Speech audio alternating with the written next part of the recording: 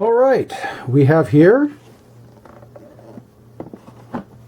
the Battle of Beiden Pass for first edition Legend of the Five Rings.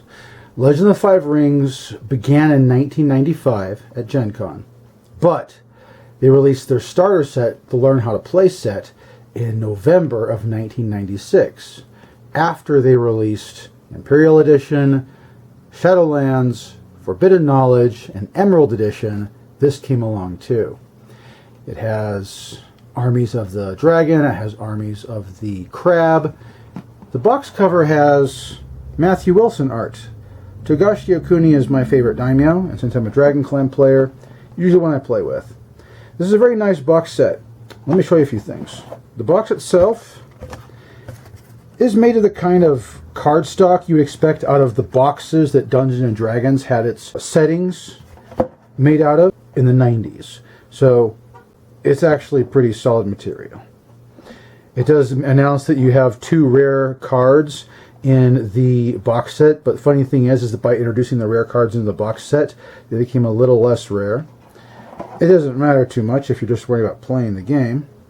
Inside, this is a basic training book. This does not have any lore in it. It's literally just a basic training. It tells you the basic rules, gets you the basics on the game, and gets you going.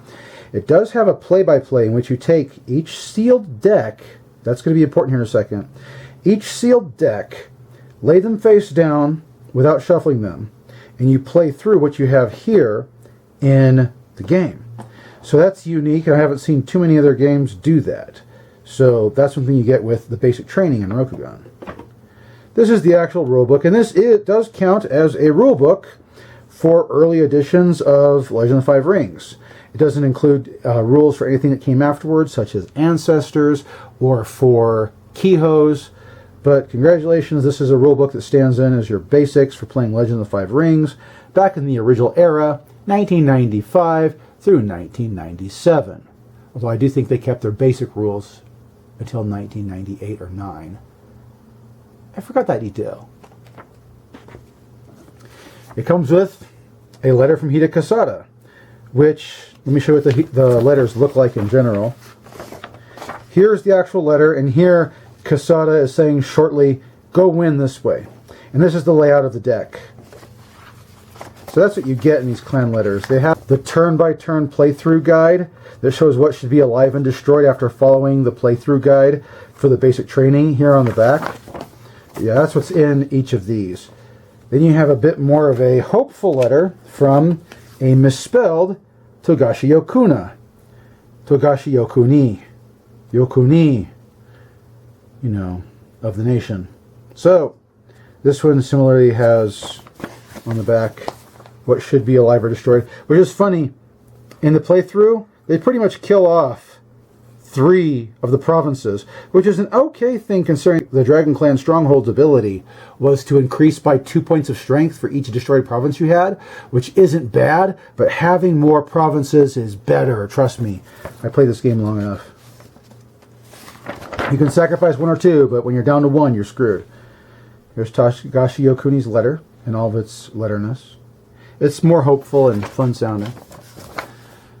Then they give you my favorite thing ever, a play-by-play guide. This is the turn sequence for Legend of the Five Rings. It is simply a piece of paper. It's blank on the backside. This is their typical Join the Imperial Assembly paper, blank on the backside. They just printed these out and threw them in there. This is the advertisement for Emerald Edition. The saga of Rokugan continues. Well, of course. And you now have more clans, which is funny because here they don't have a Unicorn clan on the front. It's Scorpion replacing Unicorn. Notice that. The Unicorn clan got kicked off of this advertisement. Why is that? The only one that's close to falling is the Crab clan. It does have descriptors on the back that tell you about how to use the cards, as well as what's coming with Legend of the Five Ring and what product is already available. Then you get an advertisement for what's coming soon. The collectible card games Anvil of Despair. Once again, they say the saga of Rokugan continues, and it has the same kind of information on the back. It is something you can open, though, and read the lore information for. So, pretty cool. This confused me. I don't remember this being in the original box that I got. This, of course, is a secondary buy over. But this Star Trek First Contact collectible dice game. Yeah. Star Trek released the First Contact movie the same month that this box set was released. I would normally think that this kind of thing would come after the movie, but I guess they were designed in... It was designed as a follow-in product, where as soon as you saw the movie, you can go out and buy toys related to it. So here's your First Contact advertisement. It is not a Decipher product, it's a Five Rings Group product. I almost said Legend of the Five Rings Group, which is kind of what they were famous for. They later became AEG. This is the actual box inside the box set. It is hollow. Let me show you. Just this. Full backs, nothing else. And here are your sealed decks. I've kept these ones sealed because one of these days I might want to open these with somebody and be like, hey, let's play through the playthrough. So here's a sealed deck for, I believe that is the Dragon Clan. And the sealed deck, I do believe, for the Crab Clan, because it has Shadowlands creatures in there. Let me see if I can get this back aligned in proper order. Ooh, okay. All right.